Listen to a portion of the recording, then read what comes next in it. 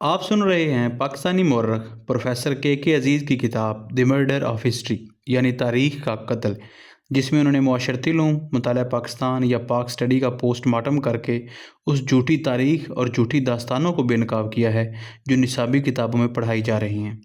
چلیے اب اگلا پارٹ شروع کرتے ہیں۔ چیپٹر 3، تباہی کی راہ، دا روڈ ٹو روئن۔ اب تک تاریخ کی نصابی کتب کا جائزہ 2 سطحوں پر لیا گیا ہے، ان میں موجود غلطیوں کی نشاندہی کرنا اور ان غلطیوں کی اصلاح کرنا، یعنی ایک مخصوص اور منفرد کام۔ لیکن ایک وسیع اور عمومی جائزہ لینے کا وقت بھی آ پہنچا ہے۔ نصابی کتابوں کو اب ایک بڑی نظر سے دیکھنے کی ضرورت ہے۔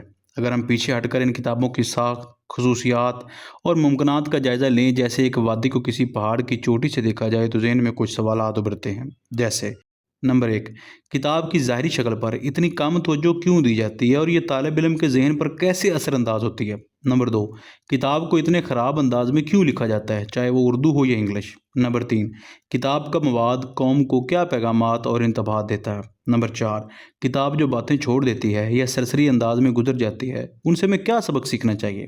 نمبر 5، ان تمام خامیوں اور ناکامیوں کی ذمہ داری کس پر عائد ہوتی ہے؟ نمبر 6، کسی نے ہمارے تعلیمی نظام میں یہ زہر کیوں نہیں روکا؟ نمبر 7، کتاب کا استعمال کیسے طالب علم کی اخلاقی اور ذہنی دیانتداری کو خطرے میں ڈالتا ہے؟ نمبر 8، کتاب سے پھیلائی جانے والی معلومات عوام پر کیسے اثر انداز ہوتی ہیں؟ میں نے ان 8 سوالات کے جوابات اس چیپٹر کے اگلے حصوں میں تلاش کرنے کی کوشش کی ہے۔ پہلے حصے کی جانب بڑھتے ہیں۔ کتاب کی ظاہری شکل۔ نصابی کتابیں تیار کرنے والوں کی بچوں کی نفسیات کو سمجھنے میں ناکامی 2 بنیادی خامیوں کے سبب بنتی ہے: کتاب کی ظاہری شکل اور طرز تحریر۔ وزیر تعلیم سے لے کر ٹیکسٹ بک بورڈ کے نگران تک کوئی بھی اس بات کو نہیں سمجھتا کہ بچے کا نرم دماغ ایک خالی برتن ہوتا ہے جسے سب سے پہلے معلومات اور پھر علم سے بھرا جاتا ہے۔ یہ عمل اس بات کا تقاضا کرتا ہے کہ بچپن سے ہی بچے کو کتابوں سے محبت کرنا سکھایا جائے۔ محبت ہمیشہ خوبصورتی سے پیدا ہوتی ہے، چاہے وہ کسی عورت کی ہو، کسی تصویر کی یا کسی کتاب کی۔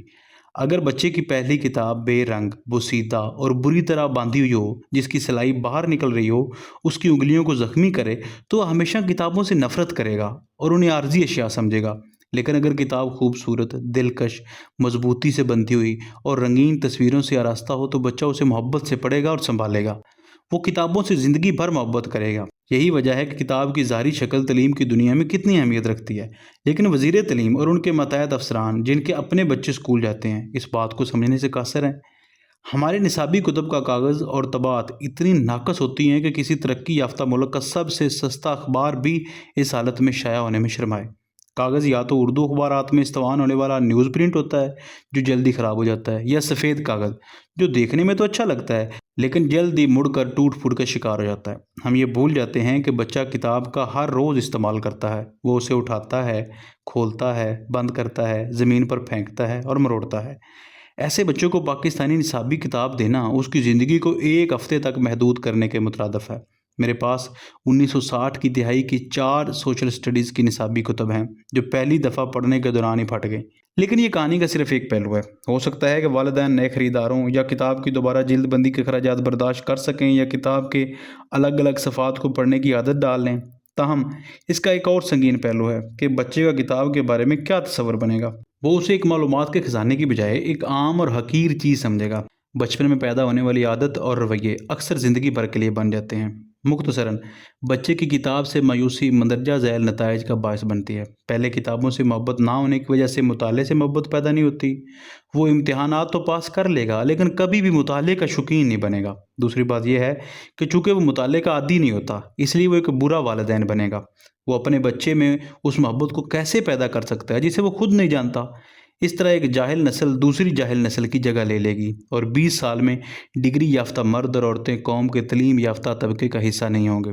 تیسری بات، اپنی پیشہ ورانہ زندگی میں وہ ہمیشہ تنگ نظر رہے گا اور اپنے فرائض اور ذمہ داریوں کے تقاضوں کے علاوہ کچھ نہیں پڑھے گا۔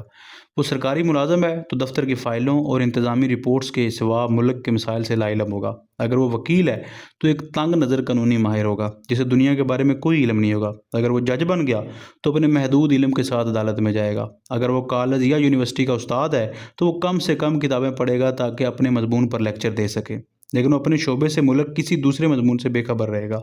چوتھی بات، چونکہ وہ مطالعے کا شوقین نہیں ہے، اسے لائبریری کی ضرورت محسوس نہیں ہوتی۔ इसी लिए मुल्क में अवामी लाइब्रेरियाँ नहीं हैं। कॉलेज और यूनिवर्सिटी का वो तालिब इल्म जो लाइब्रेरी की किताबों को ख़राब करता है और इम्तहानात के लिए ज़रूरी सफ़ात फाड़ लेता है, वो उसी छोटे बच्चे की तरक्की याफ्ता शक्ल है जिसकी पहली पढ़ाई में ही किताब फट गई थी। आखिरकार नाकस निसाबी किताबों की मौजूदगी एक गैर महज़ब कौम की अक्कासी करती है, जिसके तलबा दहशतगर्द होते हैं, जिनके असातिज़ा जहालत के सतून होते हैं, जिनके कॉलेज और यूनिवर्सिटियाँ इखलाकी वैराने होते हैं, जिनके तलीम याफ्ता तबके शायरी की बजाय टेलीविज़न को, नसर की बजाय क्रिकेट को और थिएटर की बजाय आतिशबाजी को तरजीह देते हैं, और जिनकी जहालत ऐसी होती है जैसे वो शाम जो ना तलू होती है ना ग़ुरूब, ना मदम होती है ना गायब, बल्कि बदनामी की तारीकी की तरह उनसे चिमटी रहती है, जिनके अशराफिया मुख्तलिफ रंगों का लिबास पहनते हैं और हर गुजरती हुई गाड़ी पर सवार होने की महारत रखते हैं, जिनके अहले कलम हर डिक्टेटर की मदासराई करने में शर्म महसूस नहीं करते, और जिनकी सबसे बड़ी ख्वाहिश ये होती है कि वो सरकारी अकेडमियों के रुकन बन जाएं, सरकारी जरायद के मुदीर बन जाएं या सरकारी तहकीकाती और सकाफती इदारों के सरबराह बन जाएं, जिनके दानश्वरों को उनकी शोहरत और लालच के दर्जे के मुताबिक खरीदा जाता है, क्योंकि वो गोएटे के मेस्फीटो फेल्स की तरह ये मानते हैं कि प्यारे दोस्त, तमाम नज़रिए खाकस्तरी होते हैं और ज़िंदगी का सुनहरी दरख्त हमेशा सरसब्ज़ होता है, जिनके मजहबी रहनुमा इस असूल को मानते हैं कि जो शख्स हुकूमत करता है वही फैसला करता है कि तुम कौन सी इबादत गाह में जाओगे, जिनके मुफक्किरीन इतने अदम बर्दाश्त का शिकार होते हैं कि हर इख्तलाफ को एक रुकावट समझते हैं जिसे गिराना ज़रूरी होता है, और जिनके लिए सच्चाई से ज़्यादा नताइज अहम होते हैं, और जिनके अमीर तबके ने दौलत को हासिल नहीं किया होता बल्कि दौलत ने उन्हें हासिल कर लिया होता है। असलूब, स्टाइल। अगर निसाबी किताब की बैरूनी शक्ल बच्चे को परेशान करती है तो उसका अंदरूनी मवाद उसे और भी दूर कर देता है। यकीनन छोटे बच्चे उस नस्र के म्यार का फ़ैसला नहीं कर सकते जो वो पढ़ रहे हैं, लेकिन उनके पास एक बेऐब पैमाना ज़रूर होता है जो ये तय करता है कि क्या अच्छा है और क्या बुरा है। वजाहत का म्यार। अगर वो फ़ौरन समझ जाते हैं कि किताब क्या कह रही है तो पुरसकून हो जाते हैं और मज़ीद पढ़ना चाहते हैं। अगर वो समझने में नाकाम रहते हैं तो वो उलझन का शिकार हो जाते हैं और आगे पढ़ने से इनकार कर देते हैं। बड़े तलबा को ज़्यादा की तवक्को होती है क्योंकि वो ख्यालात और तसव्वुरात से निमटते हैं। अगर उनके लिए बात वाज़े ना हो तो वो घबराहट का शिकार होते हैं और साल के आखिर में नाकाम हो जाते हैं, हालांकि ये उनकी गलती नहीं होती।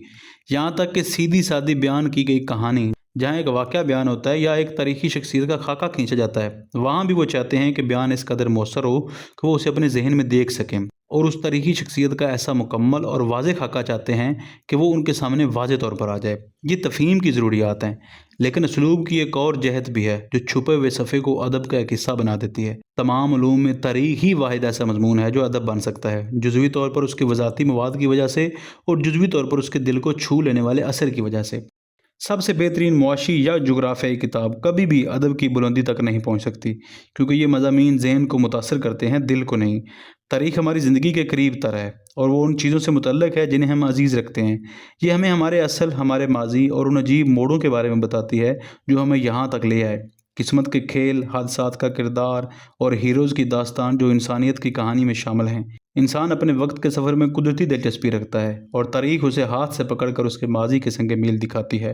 तारीख़ हमें किस कदर अच्छी तरह से हमारी ज़िंदगी के इसरार को खोल कर दिखाती है, ये मुअर्रिख़ की सलाहियत पर मुनहसर है। मुहज़्ज़ब ममालिक में तारीख़ अदब के बाद सबसे ज़्यादा पढ़े जाने वाला मज़मून है। यहाँ तक कि आम तलीम याफ्ता अफराद जो इल्म के दावेदार नहीं हैं, वो भी कदीम व जदीद, मुल्की और गैर मुल्की अमूमी तारीख़ें पढ़ते हैं। तारीख़ी सवाने हयात उन्हें एक मकनातीस की तरह अपनी तरफ मुतवज्जे करती है, क्योंकि ये एक फ़र्द की ज़िंदगी में पूरे अहद की तारीख़ को समेटती है जो उसके कारी के लिए ज़ाती कशिश है। ज़िंदा शख्स मुर्दा शख्स को जानता है, मौजूदा शख्स माजी को देखता है। तारीख़ी किताबों के मगरब में वसी मकबूलियत की एक अहम वजह उनकी दिलचस्पी है। अमूमी तौर पर तारीख़ी काम इस अंदाज़ में लिखे गए होते हैं कि जो अदब में शाज़ो नाज़र ही पाया जाता है, जैसे कि ये मज़मून खुद ही मुसन्नफ़ से बेहतरीन तहरीर का तकाज़ा करता है, और यही होना भी चाहिए। एक अच्छा मौरख़ जानता है कि दुनिया उसका मैदान है और लफ्ज़ों की ताकत ही दुनिया पर हुक्मरानी करती है। उसे पढ़ा जाएगा अगर वो लोगों को अपने साथ ले जा सके। अगर उसे ज़ुबान पर मुकम्मल अबूर हासिल है तो वो वाक़यात के तवील तसलसल को एक ज़िंदा, मुतहर्रिक और जज्बाती नसर में बदल सकता है। अल्फाज ऐसे आते हैं जैसे चांदी के घड़े से पानी निकल रहा हो, और हर लफ्ज़ अपनी मुनासिब जगह ले लेता है ताकि कोई मंजर खींच सके, इनकलाब की गहमा गहमी या हंगामा खेज़ हजूम को बयान कर सके, किसी वाक़े की अंदरूनी अहमियत को उजागर कर सके या किसी शख्सियत के किरदार को पेंट कर सके। अल्फाज का ज़ख़ीरा वसी, मुनासब और मतनू होता है, और अल्फाज ख़ास तौर पर सिफ़ाती और हालाती अल्फाज अपनी बारी के मुंतज़िर होते हैं। नसर के रेशे मजबूत और लचकदार होते हैं और कहानी बग़ैर किसी रुकावट के बहती चली जाती है। अल्फाज की ज़रखेज़ी ऐसी होती है कि वाक़यात का राज पर्दा ब पर्दा खुलता चला जाता है।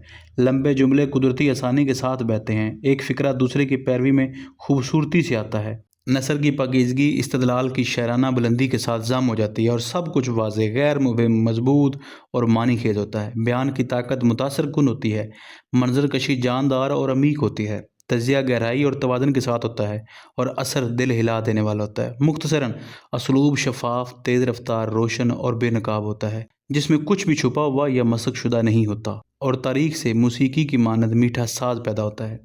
میں یہ کہنا چاہتا ہوں کہ چند ہی ایسی تاریخی کتب ہیں جو پاکستانی مصنفین نے لکھی ہیں جو پڑھنے میں خوشگوار اور علمی معیار پر پوری اترتی ہیں۔ یورپی اور امریکی کاموں کا پاکستانی مصنفین کی تحریروں سے موازنہ کرنا وقت کا ضیاع ہے۔ پاکستان میں حقیقی معنوں میں تاریخی تحقیق کبھی موجود نہیں رہی اور نہ ہی موجود ہو سکتی ہے، کیونکہ موجودہ مورخین اسی نصابی کتابوں کے پیداوار ہیں جن کا میں نے اس کتاب میں جائزہ لیا ہے۔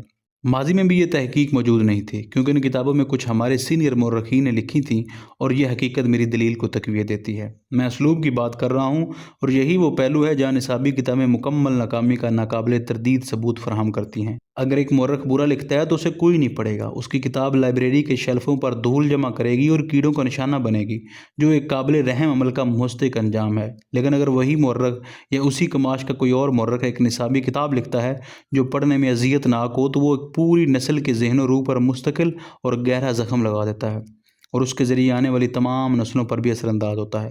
طالب علم کو نہ صرف وہ کتاب پڑھنے پر مجبور کیا جاتا ہے، بلکہ اسے روزانہ پڑھایا جاتا ہے اور پھر اسے یاد کرنا پڑتا ہے تاکہ اگلی جماعت میں ترقی حاصل کر سکے۔ لیکن امتحان میں کامیابی بھی اسے کوئی نجات فراہم نہیں کرتی۔ اگلی جماعت میں اسے ایک اور ایسی کتاب سے نظمان ہونا پڑتا ہے جو اسی بدترین اسلوب میں لکھی گئی ہوتی ہے، اور یہ سلسلہ یوں ہی سالہ سال چلتا رہتا ہے، یہاں تک کہ کل کا بچہ ایک نوجوان لیکچرر بن جاتا ہے جو بالکل ویسی ہی کتاب لکھنے کے لیے بےتاب ہوتا ہے جیسی اس نے اپنے تمام تعلیمی زندگی میں پڑھی ہوتی ہے۔ یہ نمونہ مکمل وفاداری کے ساتھ نقل کیا جاتا ہے۔ تاریخ اپنے آپ کو دہراتی ہے اور برائی کو ایک نئی زندگی عطا ہوتی ہے۔ برا لکھنے کا فن جاری اور ساری رہتا ہے۔ پہلے چیپٹر میں نے ان مصنفین کی لکھی ہوئی انگریزی کی مثالیں دی ہیں جو اس زبان کو اپنے خیالات کے اظہار کا ذریعہ منتخب کرتے ہیں۔ کاش میں اردو میں لکھ رہا ہوتا، تاکہ میں نصابی کتابوں میں سے اصل اقتباسات دے کر دکھا سکتا کہ کس طرح اس زبان کو بار بار مسخ اور بدنام کیا گیا ہے۔ ترجمہ یہ نہیں بتا سکتا کہ جملے کس حد تک ناپختگی اور حماقت کے اعلیٰ درجے پر پہنچے ہوئے ہیں۔ یہاں کتاب سے میں ایک لمحے کے لیے بریک لوں گا اور آپ کو بتانا چاہوں گا کہ یہ مرڈر آف ہسٹری انگلش کی کتاب ہے، جسے میں نے اردو میں ٹرانسلیٹ کر کے آڈیو بک کی شکل میں آپ کے سامنے پیش کیا۔ اب کتاب کی جانب واپس آتے ہیں۔ مختصر طور پر، گرامر اور جملے کا ڈھانچہ جوش و خروش اور جذبے کی بھرمار میں غائب ہو جاتے ہیں۔ تحریر کے قواعد کی خلاف ورزی کی جاتی ہے۔ الفاظ کا انتخاب لاپرواہی اور بدذوقی کا مظاہرہ کرتا ہے۔ جملے اور وہ جو کہنا چاہتے ہیں ان کے درمیان کوئی تعلق نہیں ہوتا۔ زبان ایک ناقابل فہم جنگل کی مانند ہوتی ہے، جہاں جملے ذیلی شکوں کی دھند میں گم ہو جاتے ہیں، افعال بغیر کسی اطلاع کے واحد سے جمع کی طرف مڑ جاتے ہیں، اور پیراگراف جملوں کے انتشار میں ختم ہو جاتے ہیں۔ الفاظ کی بھرمار میں دلیلیں دب کر رہ جاتی ہیں، اور مطلب کو بچانے کے لیے جملے کی دوبارہ تعمیر کرنی پڑتی ہے۔ نصابی کتابیں اتنی بری طرح کیوں لکھی جاتی ہیں؟ کیونکہ انہیں کسی نہ کسی زبان میں لکھنا ہوتا ہے، اور ملک نے ابھی تک قومی سطح پر اپنی زبان نہیں اپنائی۔ پہلی وجہ بظاہر معقول اور باعزت تھی، لیکن حقیقت میں منافقانہ اور غیر منطقی تھی۔ منافقانہ اس لیے کہ جس حکومت نے یہ فیصلہ کیا وہ نہ صرف اپنے کام انگریزی میں کرتی رہی، بلکہ فوج، تجارتی طبقات، اعلیٰ عدلیہ، سائنس، طب، ٹیکنالوجی اور زراعت کی جامعات اور ملک کے دیگر شعبوں کو بھی ایسا کرنے کی اجازت دی، یا کم از کم اس کی حوصلہ افزائی کی۔ اس کے علاوہ وہی لوگ جنہوں نے اسکولوں اور کالجوں میں اردو کو لازمی قرار دیا، خود ایک ایسی زندگی گزارتے تھے جسے صرف کالونیل دور کا ایک سیاہ یا برا ویژن کہا جا سکتا ہے۔ وہ یورپی لباس پہنتے تھے، دوستوں، ساتھیوں اور بچوں سے انگریزی میں بات کرتے تھے، انگریزی فلمیں دیکھتے تھے، چھٹیاں برطانیہ اور امریکہ میں گزارتے تھے، نہ کہ قریبی مسلمان ہمسایوں میں، اور ان کی بیویاں اپنے بال چھوٹے کٹواتی، کسی نہ کسی طرح کی انگریزی بولنے کی کوشش کرتی، اور انگریزی بولنے والے غیر ملکی مہمانوں کی مہمان نوازی پر فخر کرتی۔ ان سب کو انگریز کے طریقے بہت پسند تھے، چاہے وہ انگریز ان سے نفرت بھی کرتے تھے۔ یہ باتیں ماضی اور حال دونوں کے لیے درست ہیں۔ یہ دلیل عملی طور پر بھی غیر منطقی تھی۔ ایک زبان کو اس قوم کے ساتھ آپ کے تعلقات کی بنیاد پر نہیں پرکھا جانا چاہیے جس سے یہ زبان تعلق رکھتی ہے۔ انگریزی بری ہے کیونکہ انگریز اسے بولتے تھے اور انہوں نے ہم پر حکومت کی۔ فارسی اچھی ہے کیونکہ مغل اسے بولتے تھے، انہوں نے بھی ہم پر حکومت کی۔ یہ کیسی منطق ہے؟ انگریزی اسکولوں میں بری ہے لیکن فوجی افسران جب اپنی محفلوں میں اسے بولتے ہیں تو اچھی ہے۔ یہ کیا منطق ہے؟ قوم پرستی اور حب الوطنی کا تقاضا ہے کہ ہم انگریزی زبان سے نفرت کریں، لیکن قومی مفاد کا تقاضا ہے کہ ہم برطانوی اور امریکی فوجی امداد کے لیے بھیک مانگیں اور امریکی گندم کی طلب کریں۔ عجیب منطق ہے۔ پاکستانی زندگی کی دو حقیقتیں اس تضاد کو ظاہر کرتی ہیں۔ کراچی کے متمول اردو بولنے والے خاندان جو قوم کے لسانی اور ثقافتی ضمیر کے رکھوالے ہیں اور اردو کو قومی زبان بنانے کے پرجوش حامی ہیں، جب ان سے پوچھا جاتا ہے کہ وہ اپنے بچوں کو انگریزی میڈیم اسکولوں میں کیوں بھیجتے ہیں تو وہ بے شرمی سے دلیل دیتے ہیں کہ وہ چاہتے ہیں کہ ان کے بچے دنیا میں کامیاب ہوں اور وہ اردو میڈیم اسکولوں میں جا کر کامیاب نہیں ہو سکتے۔ یقین اور دولت کے درمیان انہوں نے اپنا انتخاب کر لیا ہے اور اپنے انتخاب پر شرمندہ بھی نہیں ہیں۔ ایک اور دلچسپ بات یہ ہے کہ پاکستان کے بائیں بازو کے سیاستدان اور سیاسی کارکن اپنے پرانے آقاؤں کی بڑی عزت کرتے تھے۔ جب ایوب خان اور جنرل ضیاء الحق کے دور میں ان کی جان کو خطرہ لاحق ہوا یا ان کی آزادی خطرے میں پڑ گئی تو وہ ملک چھوڑ کر جلا وطنی اختیار کر گئے، لیکن وہ سوویت یونین یا مشرقی بلاک کے کسی ملک میں نہیں گئے، نہ ہی کسی سوشلسٹ یا کمیونسٹ ملک میں، بلکہ وہ امریکہ، مغربی جرمنی اور برطانیہ گئے۔ یہاں تک کہ فیض احمد فیض جو ملک کے عظیم ترین کمیونسٹ دانشور اور شاعر تھے، انہوں نے بھی اپنی رضا کرانہ جلا وطنی کے لیے ماسکو کی بجائے لندن اور بیروت کو ترجیح دی۔ انگریزی کے خلاف اس کی نو آبادیاتی وراثت کی بنیاد پر کیس نہیں جیتا جا سکتا۔ ہم اپنے نو آبادیاتی آقا اور اس کے طریقوں سے محبت کرتے ہیں، جیسا کہ برطانوی سلطنت میں کوئی اور قوم نہیں کرتی۔ جہاں تک اردو کو قومی زبان بنانے کا سوال ہے، یہ دلیل بھی کمزور ہے۔ دنیا میں کہیں بھی کسی ملک کی قومی زبان اس کی قوم کی محض 7.6% آبادی کی مادری زبان اور روزمرہ استعمال کی زبان نہیں ہوتی۔ یہ شرح 1948 میں اردو کو قومی زبان قرار دیے جانے کے وقت تقریباً 2% تھی۔ یہ عجیب صورتحال ہماری تاریخ کی پیداوار ہے۔ برطانوی ہندوستان میں آل انڈیا مسلم لیگ پر ہمیشہ ایک مٹھی بھر رہنما غالب رہے جو زیادہ تر متحدہ صوبوں یعنی یوپی سے تعلق رکھتے تھے، اور لیگ کا فیصلہ ساز ڈھانچہ اس چھوٹے گروہ کے زیر اثر رہا۔ بلوچستان، سندھ، سرحد اور پنجاب میں لیگ کی شاخیں یا تو آزادی سے کچھ عرصہ قبل تک وجود میں نہیں آئیں یا بہت کمزور تھیں۔ 1916 کا لکھنؤ معاہدہ اس بات کا ثبوت ہے کہ مسلم لیگ کے یوپی کے رہنماؤں نے پنجاب اور بنگال میں مسلمانوں کے خود مختار اقتدار کے امکانات کو ختم کیا۔ پاکستان بننے کے بعد یوپی سے تقریباً 5 لاکھ لوگ کراچی ہجرت کر گئے۔ اتنی تعداد اندرون سندھ منتقل ہوئی اور کچھ کم تعداد پنجاب میں آئی۔ وہ مہاجر اپنے ساتھ دو رویے لائے۔ پہلا، پاکستان کے بارے میں فیصلہ کرنے کا حق، کیونکہ پاکستان مسلم لیگ نے بنایا تھا اور لیگ ان کی جماعت تھی، اور دوسرا، اپنی ثقافت اور زبان کو پاکستانی عوام پر مسلط کرنے کا حق، کیونکہ ان کے نزدیک یہ مقامی ثقافتوں اور زبانوں سے بہتر تھی۔ دو اہم عوامل نے اپنے عزائم کے حصول میں مدد دی۔ پہلا، پاکستان کے پہلے وزیر اعظم ایک اردو بولنے والے تھے جنہوں نے اپنے طبقے کے مفادات کو فروغ دینے میں کوئی کسر نہ چھوڑی۔ دوسرا، پنجابی سیاستدانوں کی اکثریت نے مہاجروں کا ساتھ دیا تاکہ مغربی پاکستان کے چھوٹے صوبوں کو دبایا جا سکے اور مشرقی پاکستان کو کوئی فیصلہ سازی کا حق نہ دیا جا سکے۔ پاکستان کا سیاسی منظرنامہ ان لوگوں کے ہاتھ میں آ گیا جو یا تو اردو بولتے تھے یعنی مہاجر، جو کسی وجہ سے اردو کو اپنا رہے تھے یعنی پنجابی۔ اس طرح تاریخی عدم توازن، ثقافتی ابہام، لسانی عزائم، احساس کمتری، غلط حب الوطنی، سرکاری دباؤ اور بنا سوچے سمجھے منصوبے اردو کو نصابی کتب کی زبان بنانے میں معاون ثابت ہوئے۔ تاہم اردو کو تدریس کا مرکزی ذریعہ بنانے کے باوجود اساتذہ اردو میں مہارت حاصل نہ کر سکے اور ان کی تحریریں اس زبان میں جدوجہد کرنے والے لوگوں کی مانند ہیں۔ جب ہر کوئی بری طرح لکھ رہا ہو تو اب ان کے کام کا موازنہ کس سے کریں گے؟ یہ غیر معیاری تحریریں طلبہ پر کیا اثر ڈالتی ہیں؟ نوجوان اور ذہین دماغ جو سیکھنے کے لیے تیار ہوتا ہے اسے ایسے مضمون کا سامنا کرنا پڑتا ہے جو غیر واضح، مبہم اور ریپیٹڈ زبان میں ہوتا ہے۔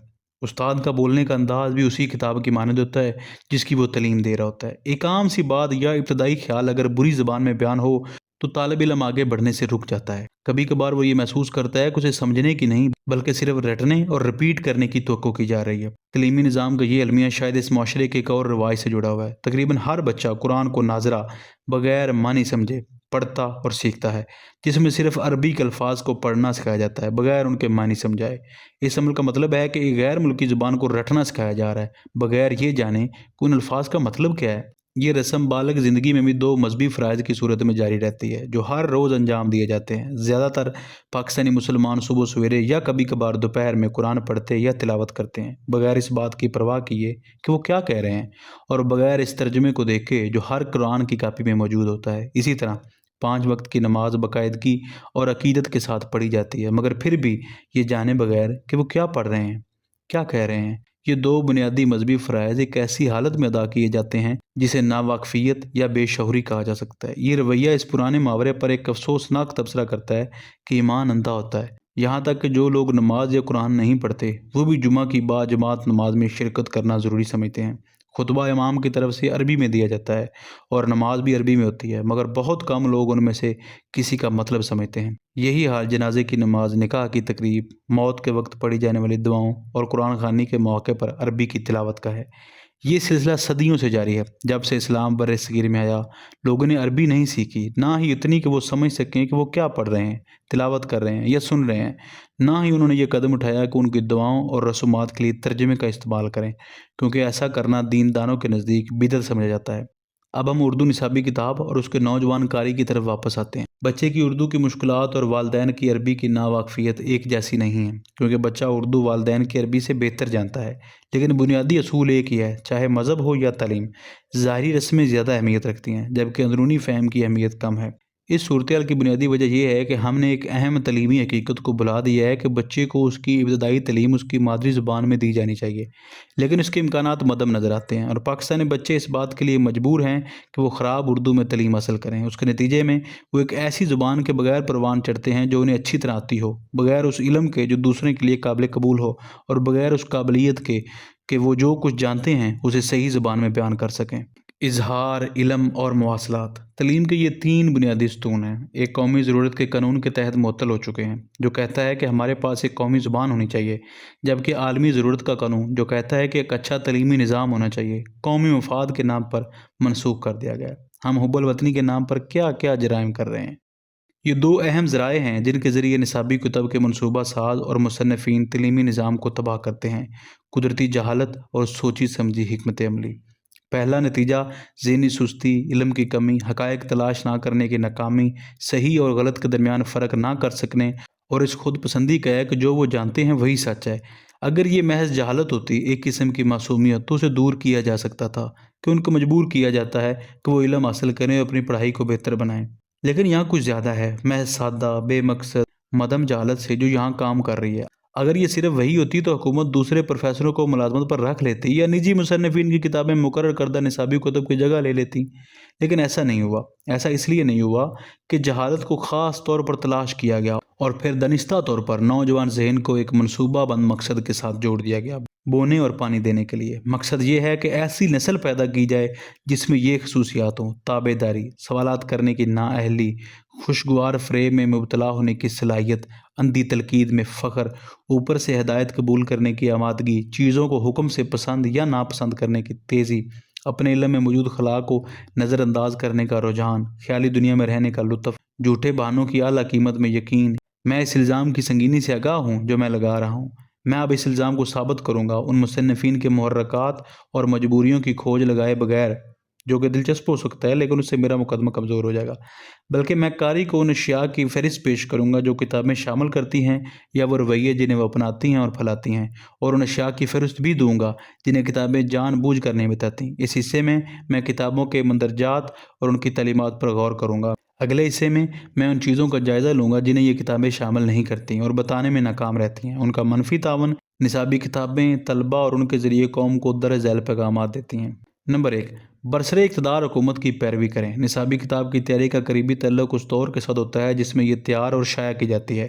ریاست کے ستونوں، بیوروکریسی اور سیاسی یا فوجی حکمرانوں کے ساتھ یہ گہرا تعلق ناگزیر ہے۔ جب کتاب کو حکومت کے اہلکار منصوبہ ساز بناتے ہیں، سرکاری ملازم اساتذہ لکھتے ہیں اور مرتب کرتے ہیں، فیڈرل وزارت تعلیم کی کمیٹی اس کی منظوری دیتی ہے اور ایک سرکاری ادارہ اسے جاری کرتا ہے، اس طرح نصابی کتاب کی نوعیت کو سمجھنا آسان ہے۔ لیکن کیا نجی کتابوں کے بارے میں جو تجارتی پبلشرز کے ذریعے شائع ہوتی ہیں وہ بھی عمومی نمونہ کی پیروی کرتی ہیں؟ کیوں؟ اس کی 4 اہم وجوہات ہیں۔ نمبر 1، ان کتابوں کے مصنفین کالج یا یونیورسٹی کے اساتذہ ہوتے ہیں، اور چونکہ سرکاری کنٹرول میں ہوتے ہیں اس لیے انہیں سرکاری موقف کے خلاف لکھنے کی آزادی نہیں ہوتی۔ 2، حکومتی جماعت 1 تا 12 اور یونیورسٹیاں جماعت 13 تا 14 BA کے لیے نصاب تیار کرتی ہیں۔ یہ نصاب مطالعے کے موضوعات یا میدانوں کی تعریف سے آگے بڑھ جاتے ہیں۔ وہ درست حدود متعین کرتے ہیں اور پیشکش کے طریقے طے کرتے ہیں۔ یہ سب نظریاتی بنیاد پر ہوتا ہے۔ اگر کوئی نجی مصنف نصاب کے مطابق کتاب لکھتا ہے تو اس کی کتاب سرکاری نصابوں سے مختلف نہیں ہوگی۔ اگر وہ ایک آزاد کتاب تیار کرتا ہے جو مقرر کردہ ہدایات کو نظر انداز کرتی ہے اور سچائی بیان کرتی ہے تو کوئی بھی اسکول یا کالج اسے استعمال کرنے کی اجازت نہیں دے گا۔ میں نے پہلے ہی نصابی کتاب بورڈ کے چیئرمینوں کا حوالہ دیا ہے جنہوں نے سب کو خبردار کیا کہ کسی بھی کتاب کو نہ خریدیں جو صوبے کے نصابی کتاب بورڈ نے جاری نہیں کی۔ 3، اگر معجزہ ہو جائے اور کوئی اسکول نجی کتاب کو تجویز کر دے تو پوری جماعت امتحان میں ناکام ہو جائے گی۔ کیونکہ انہوں نے اپنی تحریر میں حکومت کے نصاب اور سرکاری کتاب میں موجود مواد کے برعکس کچھ لکھا۔ یہ وہ بات ہے جو ایک اسکول کی استانی نے مجھے اس وقت بتائی جب میں نے اسے 8ویں جماعت کی کتاب میں موجود غلطیوں کی نشاندہی کی جو میری بھانجی پڑھ رہی تھی۔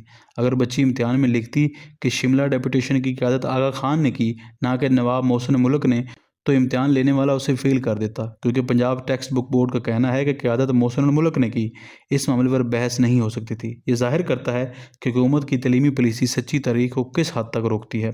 نمبر 4، کوئی بھی آزاد کتاب اس لیے نہیں لکھتا کیونکہ الف وہ حکومت سے ڈرتا ہے۔ جب حکمران حکومت کو ریاست کے ساتھ خلط ملط کر دیتے ہیں تو وہ اختلافات کو غداری سمجھتے ہیں یا کم از کم بغاوت کے طور پر دیکھتے ہیں، جس پر وہ قانون کے مطابق کارروائی کرتے ہیں۔ خوف ہمیں سب کو بزدل بنا دیتا ہے، تاریخ جائے پہاڑ میں۔ اسے کتاب کے لیے کوئی ناشر نہیں ملے گا کیونکہ ایسی کتاب 100 سے زیادہ کاپیاں نہیں بھیج سکے گی۔ ملک میں سوائے طلبہ کے کوئی تاریخ نہیں پڑھتا۔ یہ سرکاری رویہ ایسے مضحکہ خیز دجاوات کو جنم دیتا ہے جیسے جنرل ضیاء الحق کے دور میں شائع ہونے والی تمام کتابوں سے ذوالفقار علی بھٹو کا نام غائب ہونا۔ اس کا مطلب یہ ہے کہ وہ لاکھوں طلبہ جو ضیاء الحق کی 11 سالہ امریت کے دوران اسکول گئے نہیں جانتے تھے کہ 1971 میں مشرقی پاکستان کی علیحدگی اور 1977 میں ضیاء کے اقتدار میں آنے کے درمیان ملک میں کیا ہوا تھا۔ اس نصابی کتاب اور حکومت کے تعلق کے نتائج کیا ہیں؟ ذیل میں ایک نامکمل فہرست دی گئی ہے۔ نمبر 5، طلبہ کو وہ تاریخ پڑھنے پر گمراہ کیا جاتا ہے جو مسخ کی گئی ہے۔ نمبر 6، جب حکومت بدلتی ہے تو نصابی کتابیں بھی بدل جاتی ہیں، جس سے قومی خزانے کو کافی نقصان ہوتا ہے اور طلبہ میں بہت زیادہ الجھن پیدا ہوتی ہے۔ لیکن یہ نصابی کتاب بورڈ کو نئے مصنفین تلاش کرنے کا بھی موقع فراہم کرتا ہے، جس میں اس عمل میں موجود تمام بدعنوانی شامل ہے۔ 7، حکومت نصابی کتابوں کو تعلیم کا ذریعہ نہیں بلکہ سرکاری پروپیگنڈا مشینری کے طور پر دیکھنے لگتی ہے۔ 8، علمی برادری جو کتاب کے مصنفین فراہم کرتی ہے مالی اور ذہنی طور پر بدعنوان ہو جاتی ہے کیونکہ وہ آسان پیسے کماتی ہے اور بغیر ضمیر کے لکھنا سیکھتی ہے۔ 9، طلبہ کا ذہن اس طرح دھلایا جاتا ہے کہ وہ ایک خاص حکمران کو ہیرو کے طور پر قبول کریں جس کی کتاب میں تعریف کی گئی ہو۔ جب وہ بھی اسکول میں ہوتے ہیں اور نئی حکومت اقتدار میں آتی ہے تو انہیں ایک اور ہیرو دیا جاتا ہے جس کی تعریف کرنا ضروری ہوتا ہے۔ ان کی ذہنی حالت کی وضاحت کے لیے الجھن ایک کمزور لفظ ہے۔ 10، وہ پروفیسر جو اسلام آباد کے حکمرانوں کی ان مسلسل تعریفوں کو لکھتے ہیں ذہنی طور پر مفلوج ہو جاتے ہیں اور مورخ ہونے کی بجائے پریس نوٹس لکھنے والے بن جاتے ہیں اور آخرکار احمق بن جاتے ہیں۔ 11، دنیا ہم پر ہنستی ہے، خاص طور پر وہ امریکی ماہرین جن پر ہم اپنی تعلیمی پالیسی کی تشکیل کے لیے انحصار کرتے ہیں، اور عالمی بینک کے مشیر وہ تمام قرض دہندگان جو حکومت کی دعوت پر پاکستان آتے ہیں تاکہ ہمارے تعلیمی نظام کا مطالعہ کر سکیں۔ یہ سب اچھی طرح سے واقف ہیں کہ برطانیہ کے اسکولوں کی کتابوں میں مسز تھیچر کا ذکر ان کی ریٹائرمنٹ کے بعد بھی نہیں ہے، اور فرانس کی نصابی کتابوں میں صدر میتراں کا نام اس وقت بھی شامل نہیں ہوتا جب وہ ابھی عہدے پر ہوں، اور اسی طرح دیگر مثالیں۔ یہ سب پاکستان کی حکومت اور عوام کے بارے میں جلد ہی ایک رائے قائم کر لیتے ہیں جو وہ ہمارے ملک میں رہتے ہوئے کبھی ظاہر نہیں کرتے۔